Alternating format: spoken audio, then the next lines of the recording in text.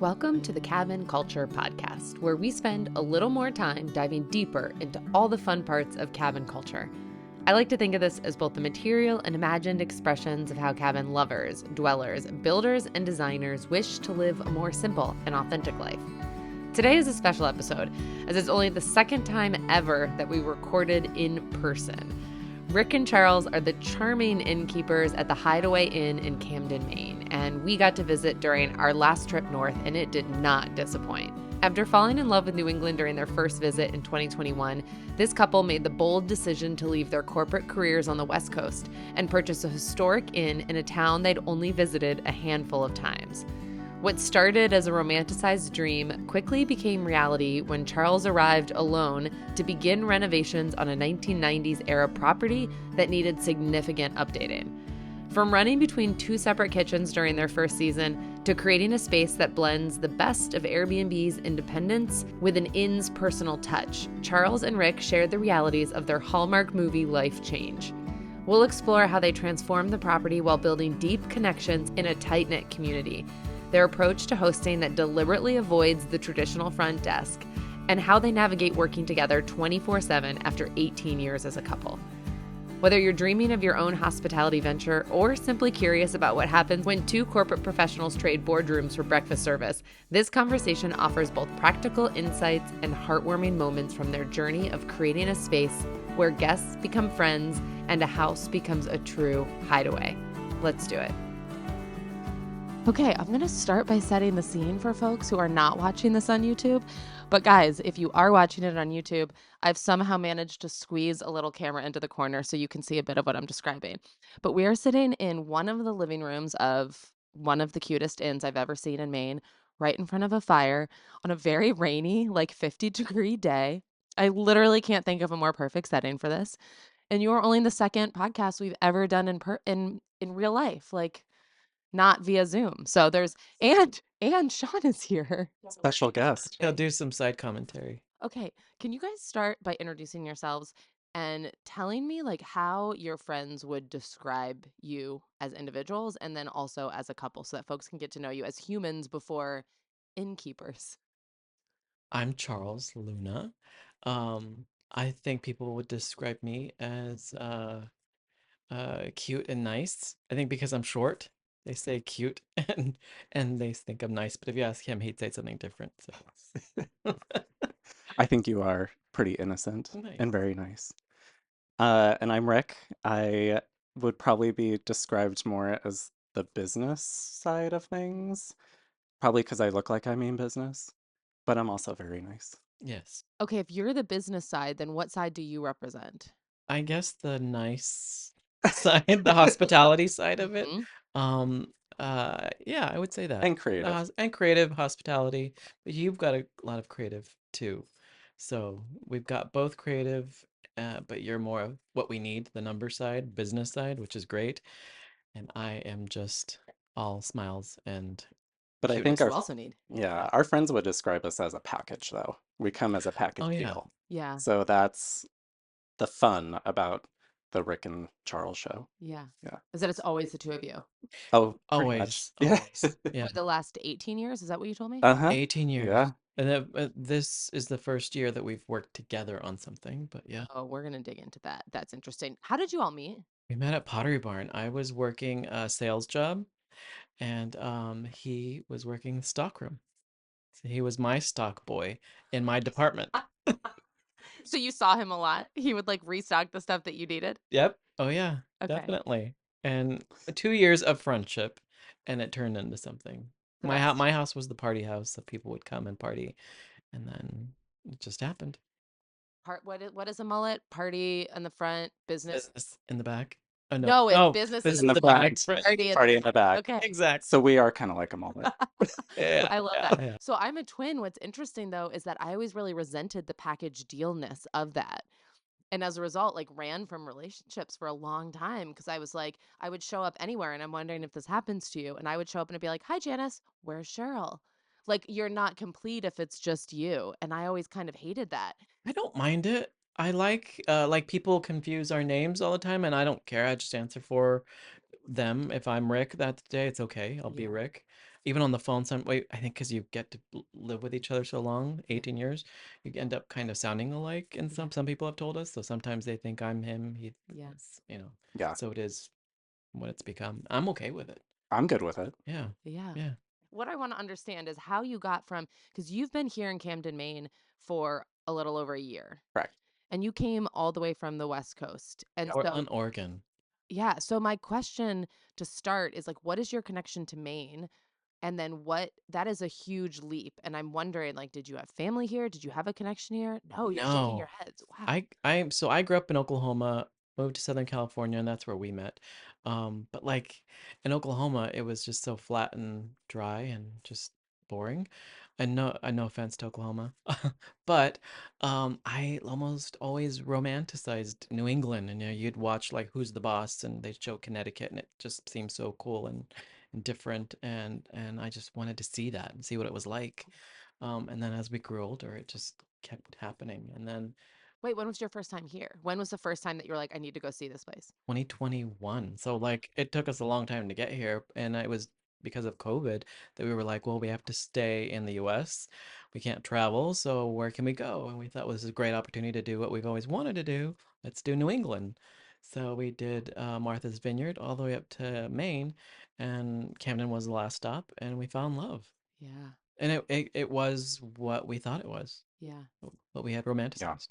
beautiful. And then by the time 2023 came around, we actually almost booked our third trip in 1 year to come visit. And we were like, okay, we can't be doing this. Clearly there's something. We need to either move here or just move here. Yeah. Well, this really goes back to the state motto, Yeah. which is the way life should be.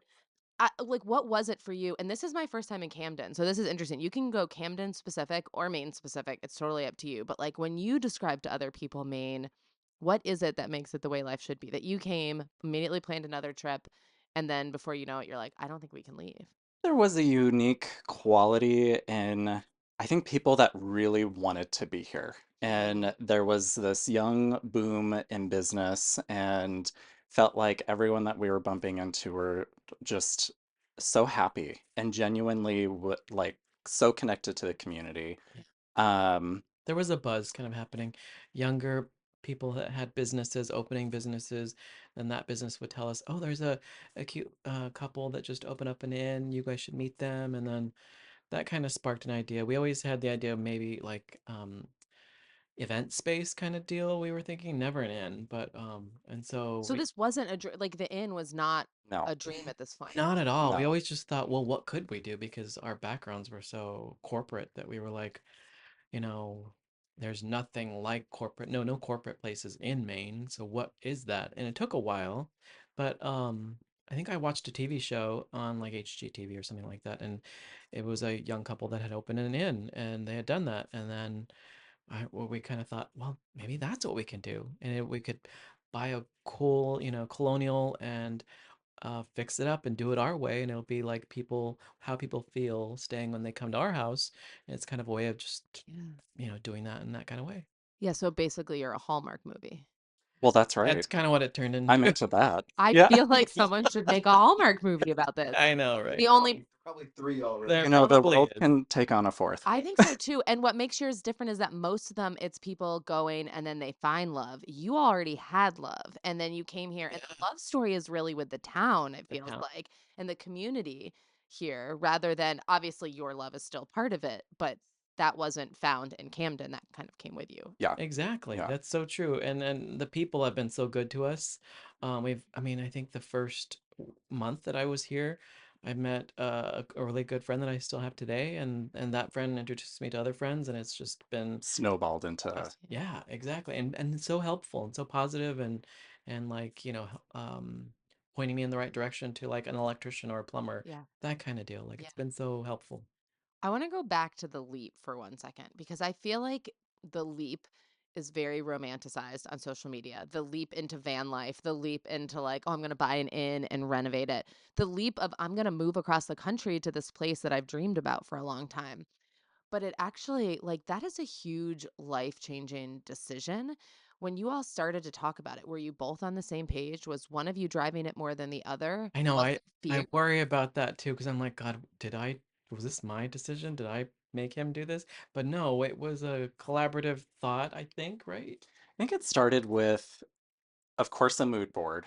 Like we felt everything has a color palette. It was Uh, romanticized dream it's of it's like this this is like, what we would do. wow, I'm gonna live in a small town. I'm gonna figure out what I can do. What is that? But I think with Portland, Oregon being so good to us, and we finally found, I wouldn't say call it it was our dream home, but it was definitely a home that we made very much so our own, down from like the pool all the way up to like remodeling Oh, bathrooms. It you was left a like pool. we did. Yeah. We left a pool. I'm kind of Um, glad we did though. A lot of work. Yeah. yeah, Charles was in charge of that. That's another Sounds like funny a hot story. tub. Worth Um, it, but a lot of work. Exactly. But I think we never envisioned staying there forever. And we started to kind of catch ourselves being like, okay, we're getting stuck in the day to day, and that's very not us. So, like, how can we start working for ourselves? And then the mood board started becoming a budget board, started becoming, okay, this is actually a business plan. And For an now inn or for for a an in, move? for Okay. just in general, like it was like, if I'm gonna be running a business, what is it gonna look like? So it never had like the inn labeled on it, but we knew that we wanted to do something And with people and events, and Yeah. we always had vision of like making our own candles. So we're yeah, like, okay, even that had like its own mood it's board. true. But like, I think that's where that leap started. And we had friends that were pushing us like, you Yeah. guys do so well with, doing your home and entertaining, and you always have to do something, and they were like, figure out what that is and you guys have to do it. And so like that was always in our mind, what is that? And then it just ended up being this because it, like I said, it was going to be event space. um and then that turned into where we had found one here in Camden, but that You didn't. found an event space. Yeah, it was like a big colonial home that had a huge barn where we could probably do weddings and stuff like that, and or a restaurant, and it was shy of like a couple square feet, Yeah. and of being able to do that. So they did not allow us to do, the town did not allow us to do that. So then they're like, our realtor had said, well, we have this other thing that might be interesting. Did you ever think about doing an inn? And we said, sure, maybe let's look at it. Because so at this point, you were more, this is what I think is fascinating is people's whys for starting a business. We were listening to a podcast on the way up about this. I don't think it always has to be the why is I've always dreamed of hosting people at an inn. The why can sometimes be we want a slower pace of life. We want to control our own schedule. We want independence Yeah, from corporate like those are completely exactly. legitimate whys. We wanted independence from corporate life, and we wanted to slow down our life. Yes. I'd been working corporate in like design, apparel design, and footwear design, and wanted a break. I was doing like 22 years, I think, at that point of that, and kind of was just done. I'd tired of giving away my creativity, you know, and wanting to use my creativity for something else. Yes. And same thing with you. You had taken a high stress job, Yeah, big especially job. during COVID, and Yeah. rose up the ladder very quickly. Yeah, it was hard to step away from that because I really did love it, but I think it was time for us to expand, and because we've been together forever, it'd be so great to like, how can we work for ourselves Yeah. and make it happen? Yeah. And I always think about life sometimes as like chapters. I think there was a workbook I did once that like pushed you to like name what are the chapters of your life. And I think sometimes what can happen is you can get into a routine and you can end up there for 40 years going to the Yeah, same job or the Yep. same type of job every exactly. day. And you look back and you're like, oh, that's just one big long chapter. And something like this, there's like this clear delineation of we are on to the next chapter. We are trying something different. But I think for a lot of folks, the reason that such a small percentage of people ever consciously create new chapters, aside from like having kids and getting married, which does it kind of naturally, is like, I think it's really scary. And that's why I'm always curious when it happens, what gets people over the fear. And some people I don't think feel the fear. I think genuinely they're just the personality is like they're running towards something. I was happy to quit my job. I was scared to sell the house. I Because I loved it, but I knew I was ready to move, but it was just kind of like scary. I don't know. And then I was once it was done, and then it was like a relief in a way. And then we get on the plane and we get here, It For was the move. This was like you get For on the the plane move. for the move. for the move. We're like with the dog, everything, like, here for good. He drops me off though On Valentine's on Day. Valentine's You Day. did it by yourself? Well, just like 2 months Okay. because he had to finish up work. That's still 2 months though. Yeah, The and first 2 being months. alone in this big colonial house. Yeah. You had bought the inn at that point. Yes. And so then, um, uh, I kind of like had a moment of like, oh my God, what am I doing? What were those 2 months like? What was the first, honestly, like week like? The first hour was like bawling. Yeah. Relatable. Yeah, I can imagine. Oh yeah. And then I was like hungry and then I went and I walked down the street, which is downtown Camden, and had this amazing meal and it was just like beautiful and I was like, "Oh, I'm so happy. Yeah. This is amazing." It didn't take Yeah, long. we did It it. didn't take long. And No. you had two jobs. So it was Yeah. we literally said to each other, okay, we can easily get stuck in unpacking, remodeling, like block out the world, close out the world. We are not going to do that. We are going to unpack ourselves, but we're also going to be the best PR possible. So that was like, I was like, Charles, that's just your job. So just be the best PR like you could possibly be. And then I come in, and then there's like a whole slew of friends, and I'm like, oh my God, you did your job. He met That's everybody. great. Done. Yeah, it was an introduction for him. I was like, oh my God, Yeah. this is This great. so smart. I don't feel like most people think that intentionally when they move to a new place. Maybe was this related to knowing that you were about to run a business here and you needed to like drum? Yes. Okay, because that gives you the more of the motivation of like people need to know we're here. Yeah, Definitely. we need to make an income. Yeah. So yeah, we're not going to do that by unpacking boxes. And Instagram was really helpful, like following people that were here and had their businesses and like going to Paper Plane. I think that was one of the business I found, little cocktail bar, and met my first friend there and the actual bar owner too. And they were the best people. They introduced me to people, helped me out. Perfect. This is so good to hear because I feel like there's a, I'm going to call it a misconception, but there's a stereotype of Maine that you have to be like 8 generations of Maine background to be a Mainer. And like other people coming in are like tourists who can pay our bills with our businesses. But like if you're coming here to stay and you're not from here, maybe we're cold to you. And I haven't found that. So I'm just, it doesn't sound like you found that. Well, my first friend, the woman that I met at the bar, her name's Paula, and she was a character, and she's a Maynard, and a true Maynard from up north, way up north, and her first words were, "What are you doing here?" And like it kicked it off, and we just connected Yeah. nonstop. It was not gatekeeping at all. She was just curious, wanted to know my story, wanted to know what I was doing. When she found out we had done and we're doing an inn, that just made her even more curious and wanted to help. Yeah. So that was great. Because I think what I feel about that is like, and I'm not a, I mean, my family goes way back, but I've never actually lived in Maine, so I'm not claiming to be from here. But when you love a place, and so someone who's loved it for generations, to have someone come from the West Coast and uproot their whole life and say, "This is where I want to be," it's kind of like friends becoming family by choice. Right? It's It's different very than true. I was just born here and I never left. I didn't go out on my own. I just kind of got stuck here. It's like, no, Yeah, there's a lot of people moving to Maine saying, I choose this. I Yep. want to be here. exactly. Yep. Yeah. Exactly. And We did. especially with a place with winters like this, it feels like it is a choice. And you come to love, I think, can come to love the winters, but it is a choice you're making. And I feel like that brings people together too. It's not like you're going to LA. Well, there's plenty not to like about LA, but like the weather is great, right? Like it's like year round, sunny, warm. Yeah. You Yeah. can see why someone Yeah. would move there. In Maine, if you come here in July or August, you can see why someone. But if you come here in like mud season or the middle of the winter, you might be like, Yeah. I think coming, I think what was helpful is that we lived in Portland, Oregon, and that was like how many months of 4 months of only having sun. So the rest of the year is cloudy, foggy, Drizzly, drizzly. misty. So I was thankful. Yeah, it was freezing cold in Maine, like in the summertime. I mean, I guess compared, or even winter. Um, but like blue sky and beautiful. Sun's out. It's gorgeous. Yeah, it's a great seasons. Like you actually feel the seasons. yes. And it was our first winter, and it is very, very cold. How did you do? Well, I broke my fibula on Really? How?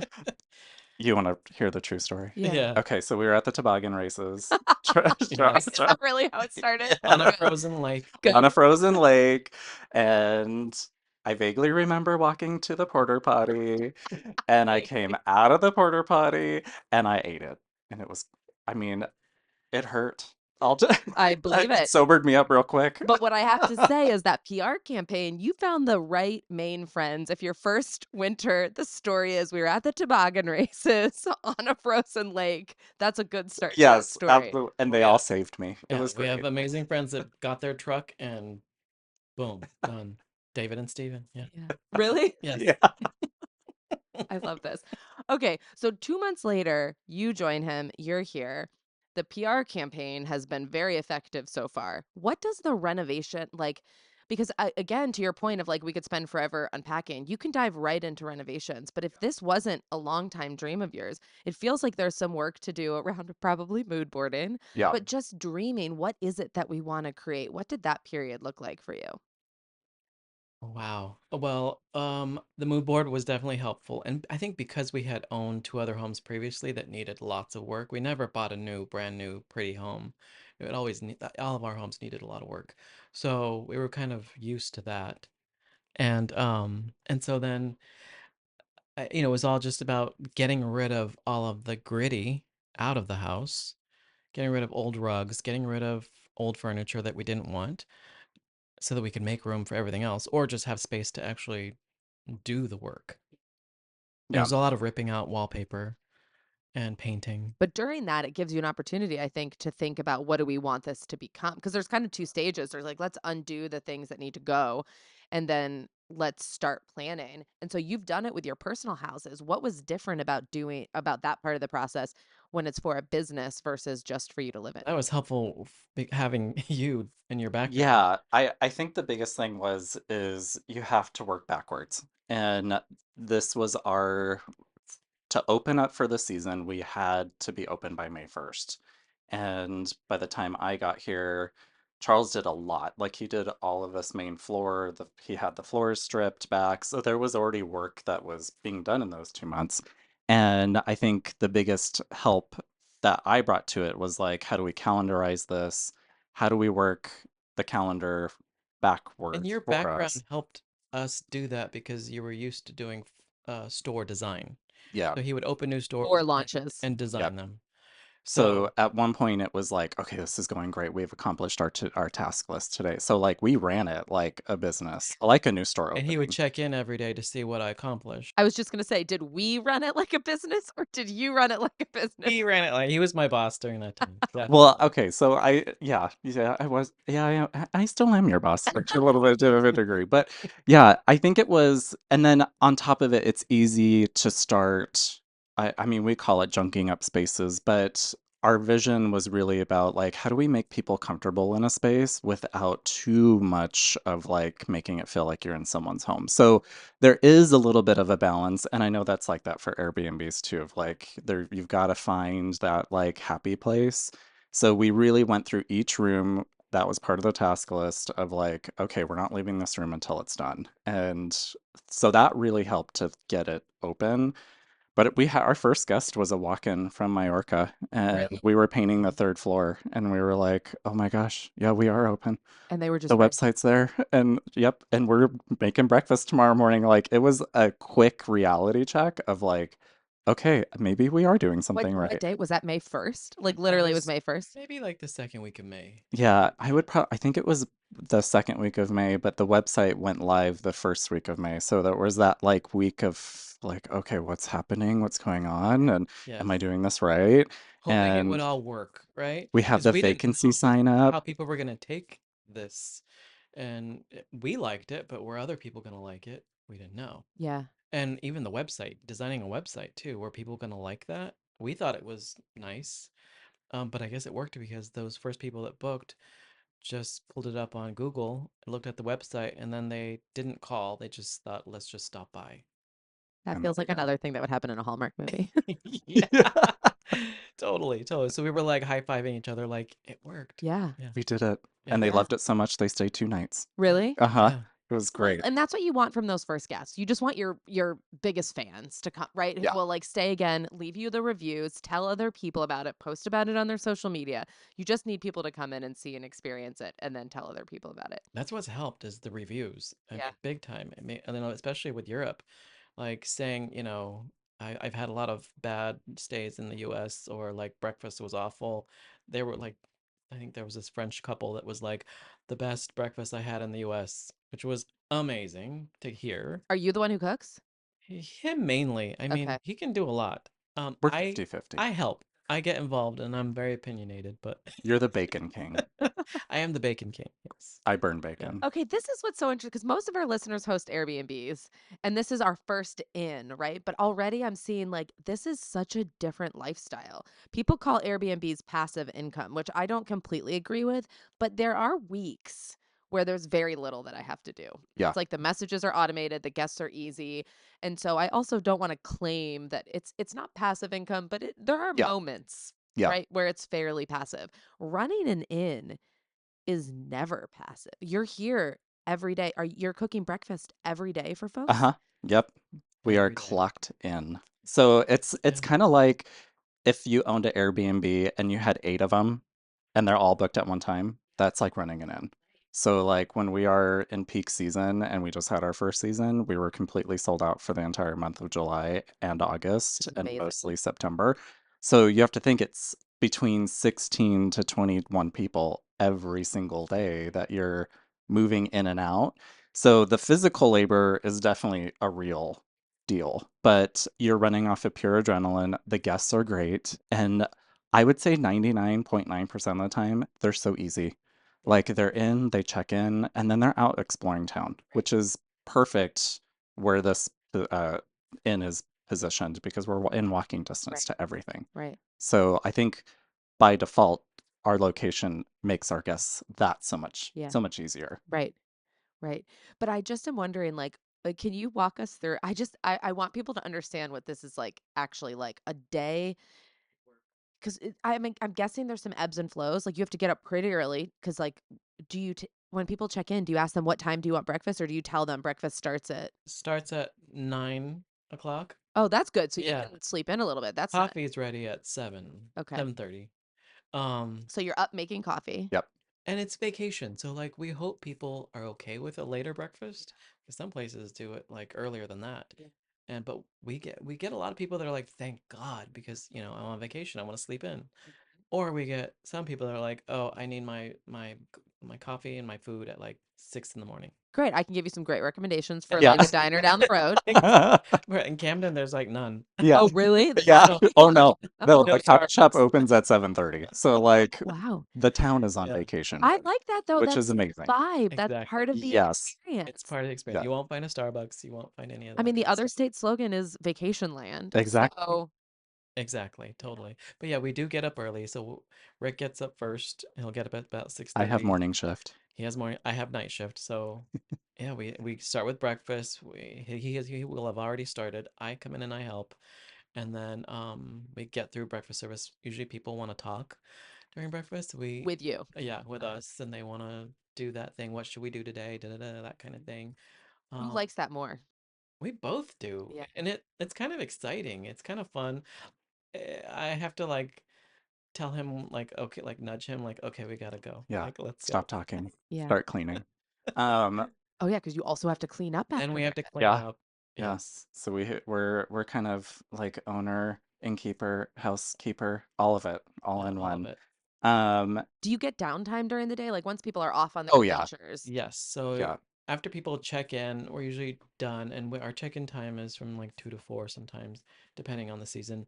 But we're usually done by like 4 or 5, and then we're out of here. We usually need to get out of the inn. We're tired of being in the inn, and we go walk to our beach. There's like a beach that's like 10 minutes away. 4 o'clock club. Four That Oh, o'clock. I've heard about this. Oh yes, and we relax and we have a drink and we vent about our day. Yeah. Yes, with our friends that are doing the same thing. Right. Which I think is, I said to Kitty when she told me about 4 o'clock club, this was not on the podcast, so I think it's worth revisiting for folks to hear this. But I told her when I started my own business, a friend of mine who shared my studio with me, We didn't do it every day because, as you know, you guys probably aren't able to do it every day. But on Fridays, we would get beers at 4 o'clock, not 5 o'clock, because we were like, we work so much harder being self-employed, but the one thing we can do is control. We can leave an hour early on Fridays. And to this day, I have a 4 o'clock block on my Friday schedule. I ignore it plenty of times, but like it's still that reminder of nobody can schedule this time. And I can leave at 4 o'clock if I want to. And so when I heard about your 4 o'clock club where you all meet on the beach and like talk about your days and having that community of people who understands the Yeah. pressure, it's not just the work or even the physical. It is partially like you have to be on your feet, you have to be greeting people, but it's also just the pressure of Oh like, yeah. have we booked enough? Are we okay going into the off season? It's like that constant Yep. Yeah, pressure that comes Yep. with it. totally. And we since we do the same kind of business, we know how each other are feeling, and it's taking a load off and helping each other with advice. So yeah, all really good. Like Kitty one time said, "You're doing the Lord's work," and it's so true. It's funny, but it's so true. Yeah. Well, I've struggled with that personally coming from education because I was like, I did Teach for America and I worked, and it was like, we're going to close the achievement gap. This is the civil rights movement of our Yeah. generation. And, we had all convinced ourselves, which I think is that work is hard. So you have to look towards something bigger. But going into hospitality, I've been like, well, does this work mean as much? And that's been a huge growth curve to understand the way in which those interactions you have with people when serving them breakfast, the way in which you're introducing them to a new place that it might be their first visit and they might be starting their own business down the road and right like that is important human work. Yeah. We did a lot of human work also, not only when we opened the inn, but we spent a lot of time outside of the inn too. So, like, we'd get everyone checked in, get everyone all set to go, and then we would go explore these restaurants. Yeah. So it wasn't like, oh, well, we may have heard good things. It's like, no, we've actually been there. This is great. And so, And you could write it um, all off. you bet. And Exactly. anything that we could I use see you. it. But it was really beneficial because I think we genuinely want people to have a great experience in the town. It's not just about the inn, but the whole point is that you're here for multiple days. So what are you doing? You're not spending time in your room. You're going to be out in the town. You're going to be 20 minutes, 30 minutes. You're going to go to Acadia. Guess what? We've done all those things, and you're going to hear our favorites. Yep. And when to go and what to Yep, avoid and what to exactly. order from which restaurant. My favorite thing that we did during the finish of the build in our guest book is we decided. Now I was vegan for years, so this was a little bit of a jump for me, but I felt like it was important. I was like, everyone's going to ask us where the best lobster roll is. So we went to every place in town and ate every lobster roll and rated them all. And in our guest book, we have Good job. every lobster roll Oh my rated. gosh, Perfect. it is hard work. That's right. We did that too on our last vacation here, and he ended up getting sick. He had an From one of the allergic lobsters. reaction. Well, no, I got a A shellfish shellfish reaction, because which I'm there's not too allergic to much. anything, so I did, take a Benadryl with my red wine. So it just So you're worked out not just fine. allergic to lobster. No, Can you imagine I running an had inn in so Maine? It's much. just too much.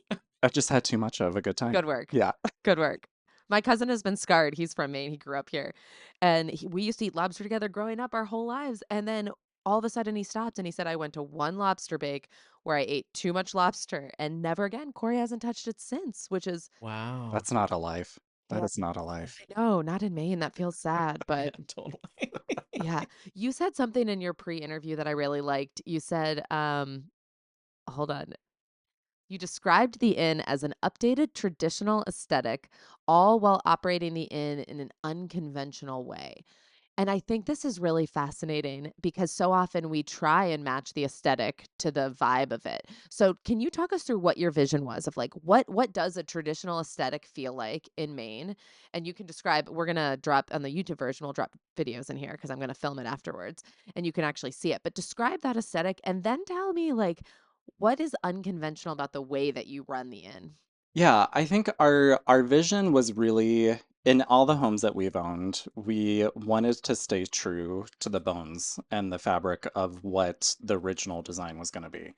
And I think when we walked in here, we saw nothing but our vision, and we can see past wallpaper, we can see past any of that, and painted floors. And for for us to have a space where we want it to feel modern, so we have modern touches in design, we have high quality products where it matters the most, and we really wanted to make sure that I mean, this sounds so retail of me, but like there is five senses of the human. So like, how am I gonna engage all five senses and still stay true to the brand and also to the home build? So that's where the aesthetic was really coming from. So I think we really fell in love with the Gilmore Girls show. So I'm so We with had you. I've seen every episode multiple we times. had never seen it before, never really wanted to until we got here. So like when I was This was taking like on during the reno. yes. yes. So when I was removing wallpaper and doing all this, I was watching Gilmore Girls. So I just had a mobile TV that I would just follow in every room that I would do and watched every episode. And it was amazing. Amazing. I loved it. Um, Because for folks who don't know, they build an inn in a small town in New England. I don't think we know Stars Hollow, I don't know, is a real place, but it's like in New England, and she grew up there and she buys an inn and turns it into yes. Sean has his hand raised. Can I Well, help you? well, I'm dying to know what was the state of the structure? Was it needing a coat of paint or was it falling down? Like, how not much did it thankfully need? not falling down. It needed definitely needed new paint. It was trapped in the 90s. It was a 90s, early 2000s grandma vibe. Not grandma chic, but grandma vibe. A lot of Thank you for roost. that information. Grandma can be cool. Yeah, I love a grandma chic. It's great. But it was a lot of roosters. It was a lot of bad wallpaper. Like I love wallpaper, but bad wallpaper, you know? Okay, so every room had a flower theme. Yes. So, and it did the most. Let's just put it that way. So there is one, we It was haven't good for changed its the time, though. name. It was good for its time. But this is what Kitty was saying. Trendy is a trap. So it might Correct. have been trendy in the Correct. moment. Correct. Exactly. So I think that's where we were looking at like, okay, this theme has done the most in Because this even room. Gilmore Girls looks doesn't hold up. Like their Right. decor does Right. not hold up. And it was a Gilmore Girls kind of style. Yeah. And it's such a culture, right, the Gilmore Girls. So when I say unconventional too, and as we explore other ends, we really wanted it to feel like we want to run it both like an Airbnb, but also as an inn. And how do you marry the two together? Which is where the beauty of an Airbnb is that you get the space, you get a space that you want, you don't have someone hovering around you. And then on top of it, you also have the convenience and also the help and the guide of on staff. Right. Because Airbnb was meant to be that way. And it's changed a lot where now people are like, oh, here's the lockbox code. Please don't bother me with messages. Right. Like, or some places I've stayed have that vibe versus, and you stay there and you have someone serving you breakfast who's literally telling you what to do with your day. That fundamentally changes the experience. Yep. And when we were envisioning the business, we're like, okay, we're going to commit to never having a desk. Like, I don't want a check-in desk. Yeah. We are not that traditional. Like, we are not here for that. We do concierge work, but like, we do it in a way that's very genuine. We We're not help pushy. We're not facilitate. pushy with things too. We don't want to be in people's faces. We want them to feel like this is their home for the time. Kind of like an Airbnb, Yeah. but or we're there when they need us. Yeah. So And it's working when you step away and they're enjoying the space. Like you can tell it's their time. we came in It's the not other about night you. and Yeah, there was two different couples that were just chatting about their day, had With the each fire other. on with with each each other. other, and that was so nice to see. And I didn't want to interrupt them, but it was so nice to see. Yeah. So good. I was gonna ask how much the guests, because and you all can't, you can see us in one of the rooms if you're watching on YouTube, and we'll drop videos in here. But it's like one room connects to another. There's like this beautiful collection of sitting spaces, so you can fit. If all of the guests, it feels like we're down here at one time for breakfast or at the end of the day, they could all fit. Or probably most of the time, you could be separate from other folks. And I'm curious how often you see them interacting with each other. I think it depends on the month. I Yeah, think every month brings a different type of guest, I would say. Like, I think the May and June crowd is more relaxed. They're here for quiet time, and then they find that commonality in other guests. So, like, our first June, we had 5 rooms full, and they all were kind of staying in the same time frame.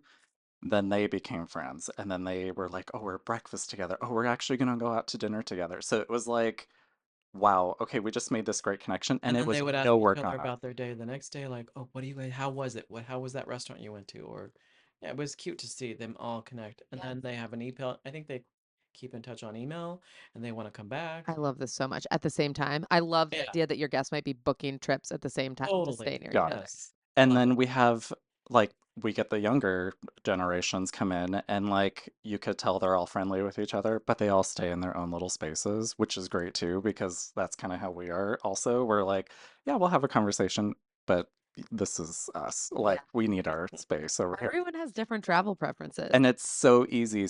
You're so right. The inn definitely has that space where if you want to engage, there's the room. If you don't, there's also space for I that can too. just see someone I am envisioning myself, like if I were staying here, picking up a bottle of wine and being like, let's have cocktail hour here. And then if someone else comes in being like, do you want a glass of wine? Like, and just this perfectly fits. I feel like each room perfectly fits like four people. And if you're traveling, this is what I would want. If we were like traveling Europe, I would want that because it's fun to be with you, but also like it's a lot of one-on-one time with someone else. And so then to like meet new people and like learn Take a people break.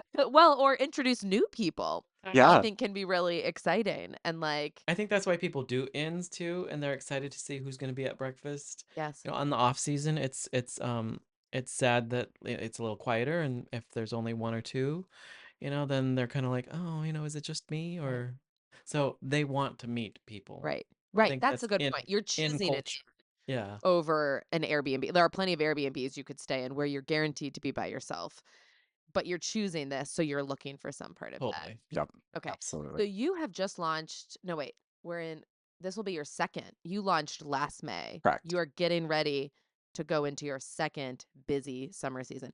For folks who are in, I mean, I'm sure most people listening understand this, but Maine is a very seasonal location for travel, like for Airbnbs, I would guess for inns too, in that like you really have to maximize that May through October. We get a lot of leaf peepers too. So it goes long into October, but then once you hit November, it's like a pretty distinct off season.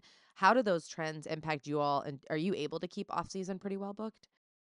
Yeah, I think we were pleasantly surprised. I mean, with us being our first year, it was a yes year to everything that we possibly And that could was do. another reason why we chose Camden for off season is because we were debating, Martha's Vineyard also, and that's an island and that's truly seasonal.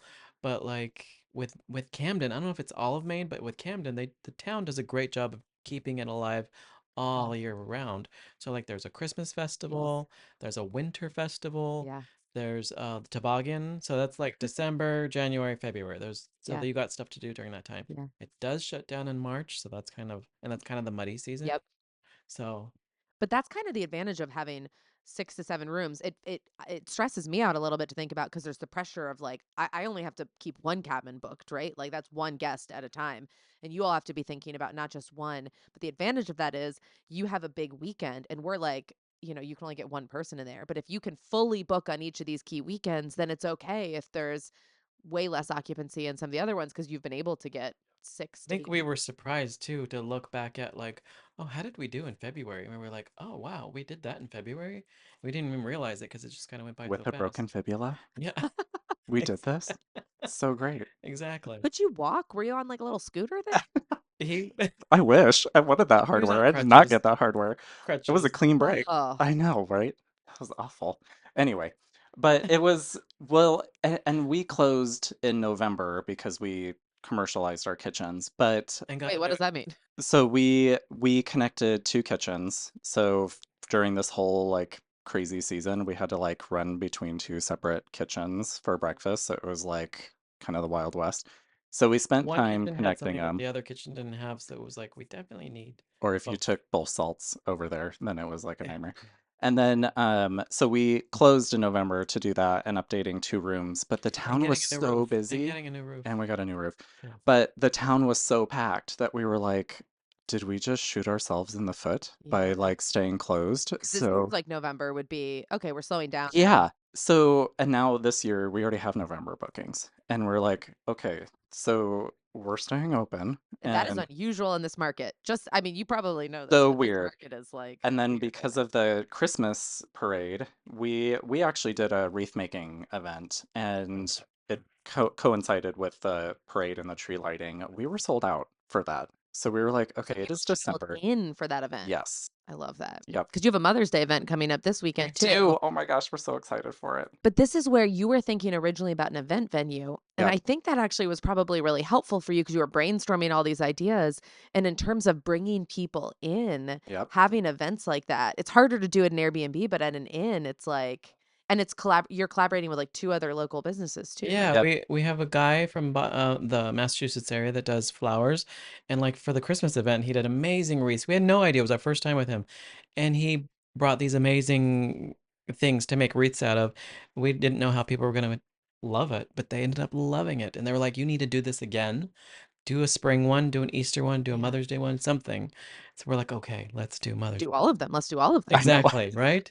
And he's coming back, so it's gonna be amazing. And then John from Gunner and Lux, who has a jewelry brand with his daughter, they're doing jewelry making, so that's gonna be amazing also.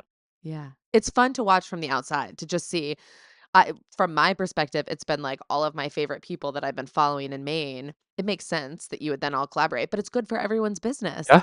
Yeah. Totally. And that's the art of social media, I think, because you could put all of that out there and other people can see it. Even if they couldn't make it this time, they're Yeah. watching for the next time. Exactly. I do think there's ways, and even for folks listening who only have one cabin, I do think there's ways to take that lesson and learn from it. And I've seen someone do like a couples getaway package, and it's like, oh, for Valentine's, if you book this, you also get these things, and we've kind of created an experience for you. But really, my takeaway from that is just like collaborate and get creative. Yeah. And that's going to be another effective form of marketing because a lot of folks hate social media. Totally understand. Yeah. And so there are other things that you can do, I think. And you It will have to do works it though. eightfold. It works. The social media thing works. I mean, I'm surprised how much it's helped us, We've gotten a lot of press and people just booking also too. It's been But I think amazing. a lot of like small town word of mouth is also like that is tried and true. We also participated in Pies on Parade, which is a local charity event, and so we we made 300 little individual pies. Yeah, so we'll talk about, our relationship later. Yeah, exactly. Yeah, we need to get to that. But it was for a great cause, and the turnout was amazing, and the foundation like made way more than they were anticipating. But it was so great to actually hear people come in and say, "Oh my God, we heard that like you wrapped your pies in there, and like you have your own little label on the sticker, and your place So smells people so knew. good." Town And was it was like talking. the town was talking it up. Go So to the Hideaway. Go to the Hideaway. yeah.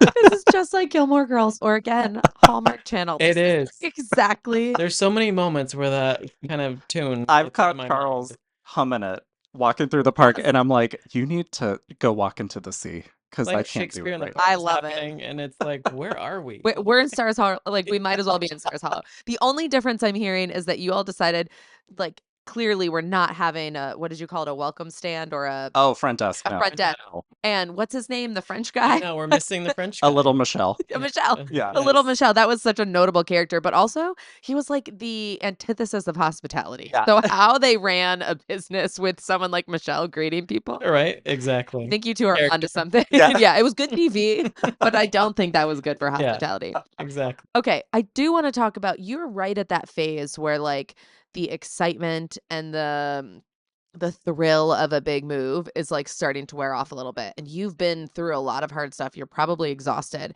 I am curious how you've done this together as a couple and how you're feeling in this moment, getting ready to enter your second peak season. Wow. Like a deer in the headlights. Yeah, Really? totally. No, no. I mean, it's not that bad. I love it. I love seeing him every day. It's not, he's not probably used to seeing me every day, but I love it. I look forward to another season. I love seeing you every It's day. a lot of work, and yes, we do have our moments, and we do need to release a lot, but it's healthy. Um,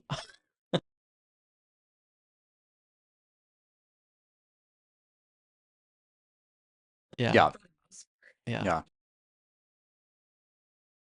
I We'll go think behind the door, the kitchen door, and we'll just kind of look at each other and give each other a look, and then that's done. I think the biggest change is that yes, we've been together for 18 years, but we also have to remember we traveled a lot for our jobs. We had some space that maybe we never had before. And I think for me, I used to directly manage like 15 people and then 150 people underneath me. So it was like I had to go from that to one person. So there was a lot of And I'm direction a being lot. pointed.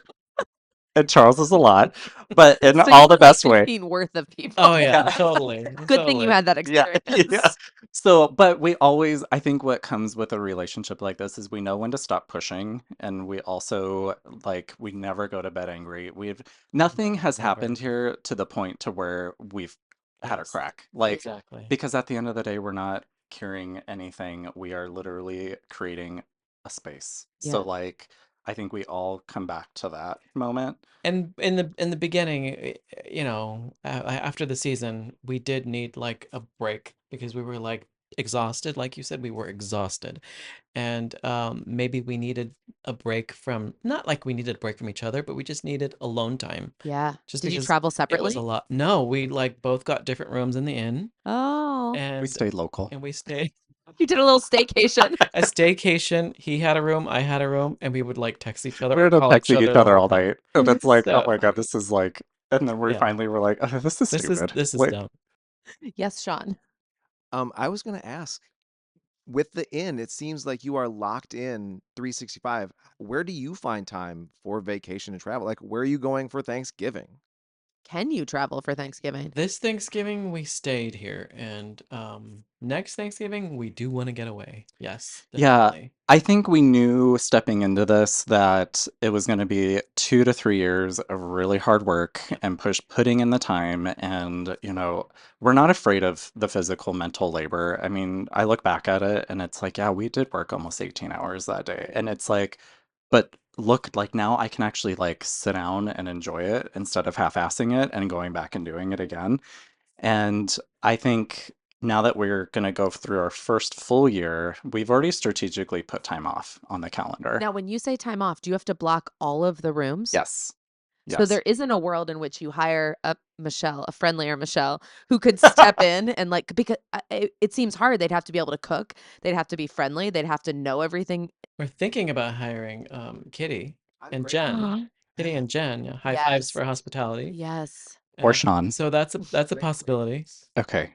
Sean is Hired. looking for an excuse to move to Maine. He's like, what is my job that we can move here? Thinking about this place in Christmas. I love Christmas, and I can hear people chatting, and I can hear Carol. Like, I bet this place is gorgeous in Christmas. Sorry, I was not speaking into the microphone. Our wreath making event was It was amazing. it was It was like great. everything you would expect from oh a my small town God. inn. Like It was it, cute. it was unreal. It was cute. Uh, Seeing a bunch of wreaths. oh Thank you. I yes, think we it did a holiday reel and Yeah. it's actually really, really cute. I was like, oh my God, we did this? We're that creative? Yeah. Holy crap. So it's like those you have to pat yourself on the back when Yes, you when have to it's good. celebrate. You have to celebrate and I think you have to take the wins. Yes, because it's so hard. Exactly. Okay, I have two more questions about you two as a couple and how you do this. The first one, no, I'm gonna ask this one first. The first one is, what is the number one thing that you fight about most often? The fight that Oh, keeps coming back. Bacon. Probably no. I think it's when we have a new room to do or we want to redo a room or something. It's like the dumbest things, like what's the new rug gonna be, or what's the new bed gonna be, like the design of it, like what's it gonna look like? Because we'll know that it's coming, and then we'll both come to the table with he's got three options, I've got three options, and it's like who's gonna win? Yeah, Like which one are we gonna like the most? because you both have skill in that area. It's Yeah. easy when one person doesn't have the skill in that area, so you can just be like, you can just be like, Totally.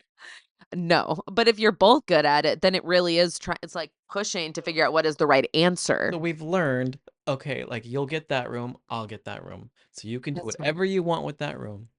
But we still listen to each other's advice. I think we always go back to this is for us, but we also have to remember someone is staying in here. So Yeah, like exactly.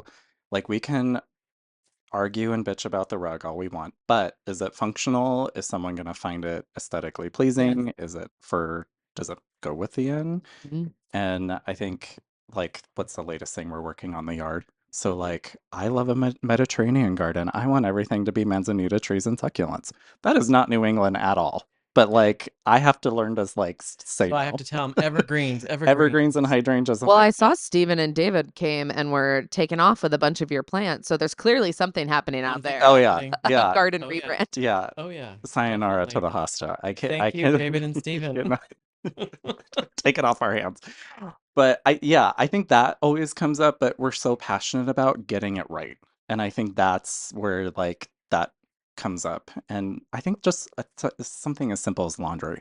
Like, because that can pile up quick. And out of all the Does. workload, we're like, okay, laundry is like a real thing. Yeah. Like, Another thing buckle that up. you do that a lot of us don't, because a lot of us who are from a distance have cleaners at our places. So we don't have to do that as often. So I'm just adding up all the things that you do. I mean, we do a lot off season. We do get help from June 1st till October 1st. You So probably have so many flips because you have, yeah, yeah. There'll be a time where every room has to be flipped. So And they're that's checking a in lot. that day. We Yeah. can only do together off season. We could do 3 rooms by ourselves. We've so learned.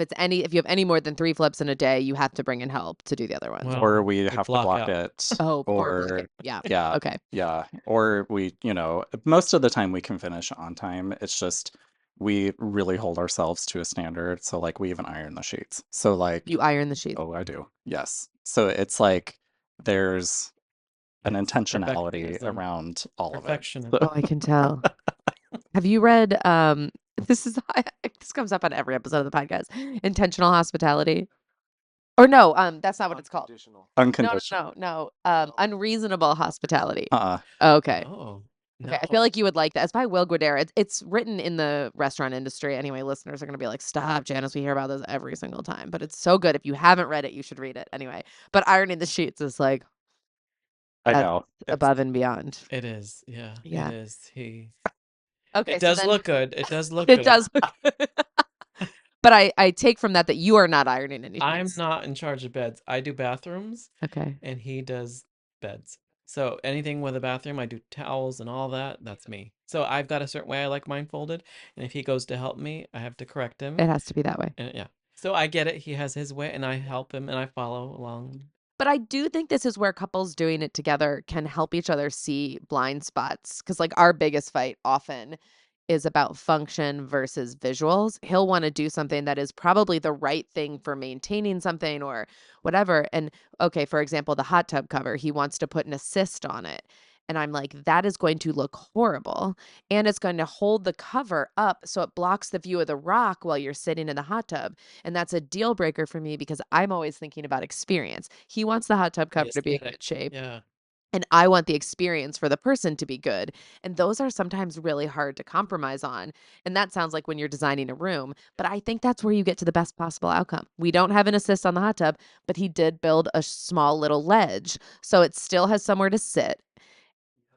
And the push gets you there. And it's not always pretty getting there. Okay, it's not perfect, but it's a compromise and you can still see the rock. But that would be a big problem for me if it's blocking. Yeah. Like the whole thing. Yeah. But I that think would. what works between all four of us is that we are innovative in our thinking. Yeah. So it's Yes. not a no, it's how can we get there? Yes. And that's Yeah. it. Yeah, Sean, you just need to think a Exactly. little bit more like that. It's not a no. It's just a no, let's get closer to that. No to you, yes to me. But I like that.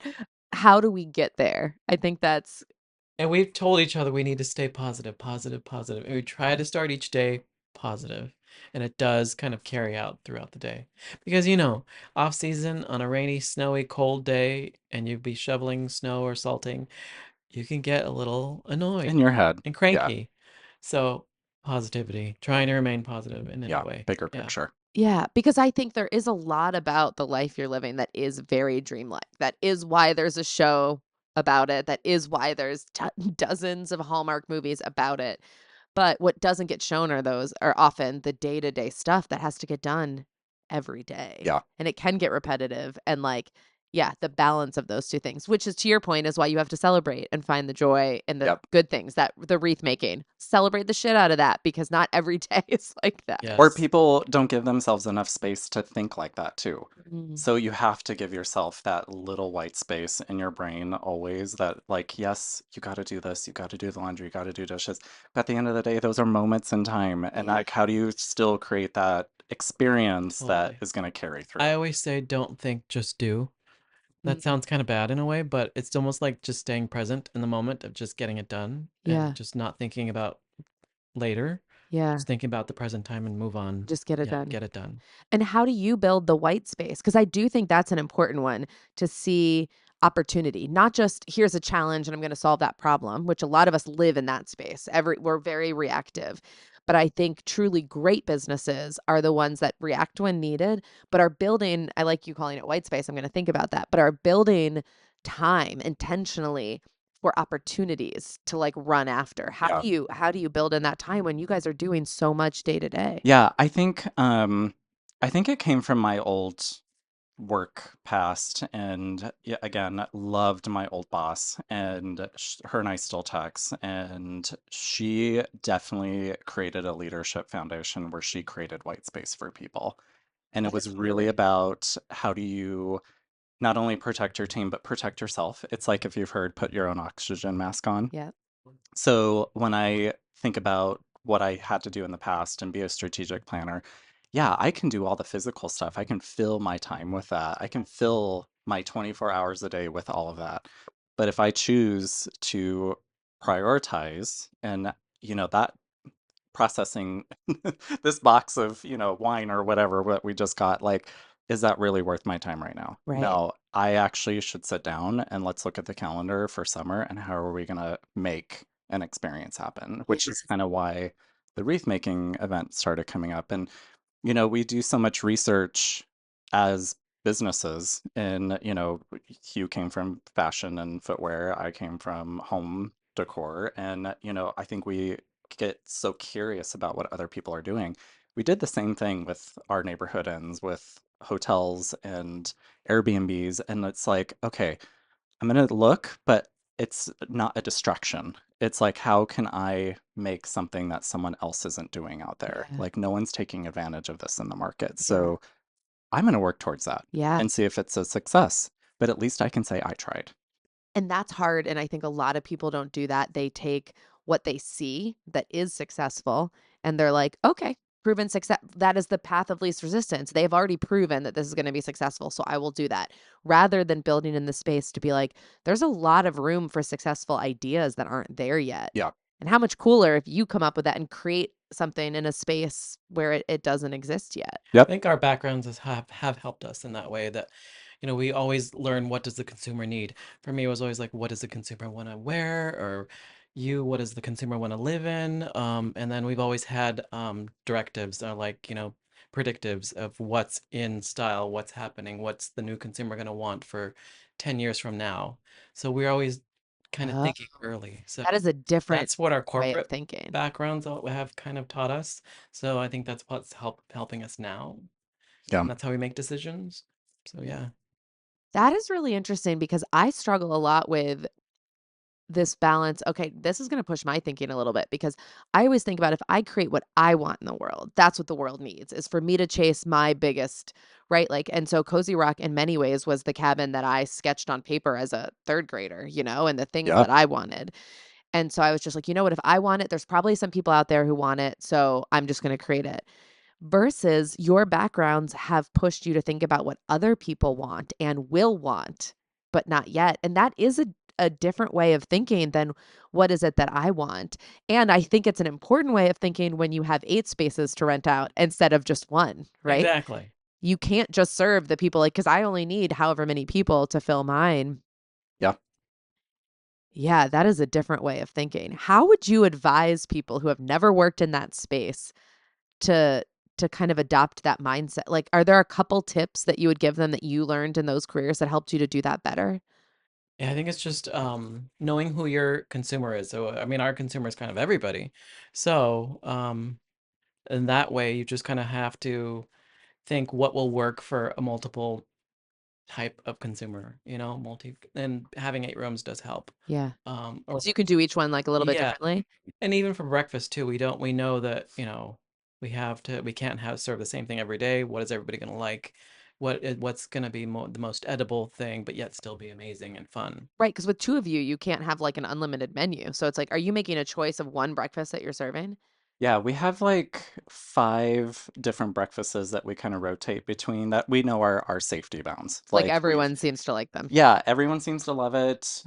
We have very little waste. Like, and I think the way that we do it is we serve buffet style, but we curated a menu to where they're like small bites, but also filling. So it's not like you're just walking up and you're getting a pastry. It's like you are walking up and you're getting a main pop over. Like you are getting something special, small, but it's going to fill you up kind Yeah. of vibe. And then we do test things, and I think that's where I would probably say the biggest tip is you have to go into everything with rookie mentality. And it's okay to make a mistake. And I think people are so afraid of failing. And I think if I've learned anything in my past, it's really about I know I'm going to fail at things, and I look at every guest is like a crystal ball. You have crystal balls and you have rubber balls, and rubber balls bounce, which means like I can always get a plumber in here. I can fix that chair on that leg. My guest is my crystal ball. So like I cannot fail on an experience like that. So Yeah. what can I do around them to make sure that they are protected in that space? And I'm delivering not only our experience, but it's our vision of Yeah. what they've signed up for. So you mean crystal ball in that it's very fragile, and so Yeah. you have to be very Oh yeah. careful to protect that. I like that. Yeah, you It is absolutely very, do. And knock on wood, we're holding strong on a 5-star review. yeah, But because it will only take that one, if we know that Right. there's an issue, we will babysit that person just to make sure that, we can try to change their whatever might have happened or gone wrong. Maybe they're having a bad day. Maybe, their flight was horrible getting in or the drive-in was mad. But if there's anything we can do to just make it a little bit better for them and just to dot every I, cross every T, whatever it might be, just to switch their thinking and to Yeah. wake Lift them it. out of that. That's unreasonable hospitality. See, you're gonna love this book. Because I mean, I think in an inn, you're seeing so many people, just like a restaurant, you're Yeah, seeing that's even more than this. So it's like kind of scaling up from most of us who are most of us listening to this are running Airbnbs to then multiply that by 8. yeah, To then a restaurant is like multiply that by, yeah, I don't know, like 20 Yeah, more in one night. for Like, sure. totally. I Easily. mean, we since we both worked at Pottery Barn, which is that Williamson owned company. We were always taught. I mean, it was ingrained in us that the people that come into the stores are not customers; they're guests. mm, So these are guests. And you wouldn't point at something; you would walk them to the certain area. So yeah, we're not going to point at things like the bathroom's that way. We'll we'll we'll walk you walk there. you there. You're our guest. Instead of you're a customer. So we still have that mentality in mind too. Yeah. So that's Yeah. kind of stuck with us, the William Sonoma way. Okay, I have a list of things. Oh wow, we're already at an hour. Okay, so Okay. we're gonna end on this. This is so good. We could talk all day. Well, we will be talking after this. Sorry guys, you don't get to listen to all of that. But I want to distill down some of the most important lessons that you've learned in this first year of business running this in, Yeah. and I in 4 different perspectives. Okay. So I want to start with what is the most important lesson that you've learned as business owners? Um, You're the business mind. I'll let you answer that. it's going to be a little bit more expensive than you thought. Mm-hmm. So I think, create a padding for yourself. I would say from a business mindset. Um, and it's expensive to stay true to your brand. And I think put quality where it matters, and it's okay because if you do it the right way, you're gonna see the reward come through twofold. Very Yeah. true. It's expensive to do it in line with your brand. I think that's it, right? Like you can maybe do it on budget Yep, or save money along the way, but every time you do that, it's a compromise. And I think it can be hard to figure out which are the compromises yep, that are okay to make and which ones might feel okay in that moment, but when they add up, that changes the experience for Yeah, yep. someone. like a priority list in a way. Yeah. Yeah. How did you figure out? And then we'll go to the next one. Sorry, I'll try not to ask too many follow-up questions. But how did you figure out what were the things? Because you said something in your pre-interview. Hold on. Put quality products where it matters most. How did you figure out where it matters most? Yeah, I think where People love the beds. people love the bedding. That's So true. like we wanted to invest in high quality bedding that we would use in our home. We Mattresses people love. love a luxe bed. Yeah. We Yeah. love a layered bed. we're not a hotel. It's not just a white bed. Yeah. Like, we want personality where it is, but we want it to be sustainable. We want it to be fair trade approved. We had this vision, and it's, I think that's where we put the money in Yeah. because you spend a lot of time in bed. Yeah. And Well, and then, an inn, that is literally what the number one thing you're yeah, paying for is a Way place to and sleep. we also put high quality products in common spaces because we know that it's going to be used more than the room. I mean, you think it would be the opposite, but it's actually not. People don't spend a lot of time in their rooms. They're going to spend a lot of time in here and they're going to get comfortable. So, like, how do we create that and put,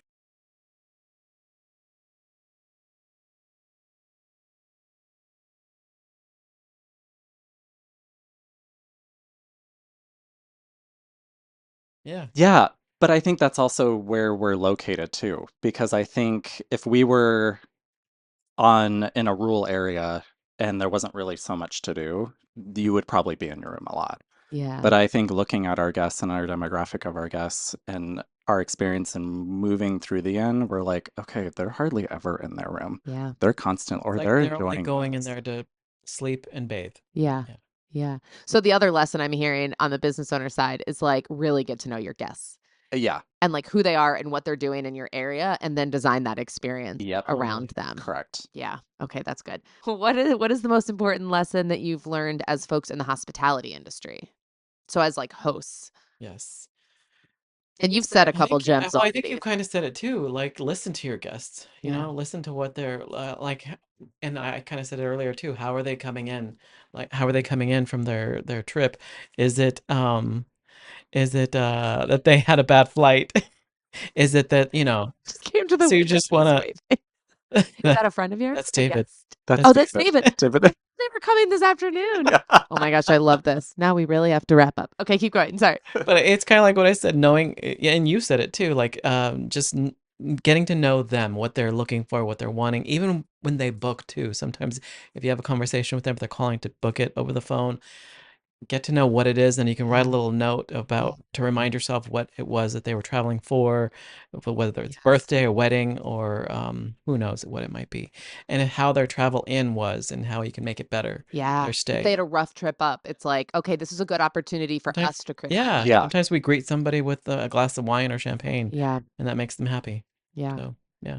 That's good. Okay. What is the most important lesson that you've learned as a couple? To listen and give space and be positive. Yes. Preach it. Yeah. Just preach it Did I score any points? I don't know. every day.